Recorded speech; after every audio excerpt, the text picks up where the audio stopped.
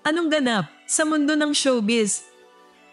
Naaksidente ang sinasakyang van ng actor-politician na si Senator Robin Padilla habang nasa Netherlands para sa pretrial ng dating Pangulong Rodrigo Duterte sa International Criminal Court o ICC. Sa kanyang Facebook post noong ika-21 ng Marso, ibinahagi ng senador na nabangga ang kanilang sasakyan, ngunit maswerteng walang nasaktan sa kanila. Maraming salamat po Ya Allah sa pagligtas ninyo po sa amin sa isang tiyak na kapahamakan.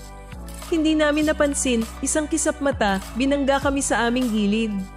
Subhanallah, naging steady lang si kapatid na Dindo sa Manibela. Hindi kami gumuwang o tumama sa island kundi tataob kami. Dahil dito, marami sa kanyang mga taga-suporta ang nagpahayag ng pag-aalala at nagpaalala sa kanya na mag-ingat sa kanyang biyahe.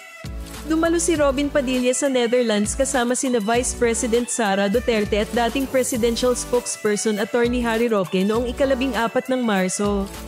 Ang kanilang pagpunta roon ay kaugnay ng isinagawang pre-trial sa ICC para sa kasong crime against humanity laban kay dating Pangulong Rodrigo Duterte kaugnay ng drug war campaign nito. Sa ganitong mga sitwasyon, dapat bang ipagpatuloy ni Senator Robin Padilla ang kanyang international engagements kahit may panganib sa biyahe, o mas mainam na manatili na lamang siya sa bansa upang gampanan ang kanyang tungkulin bilang senador?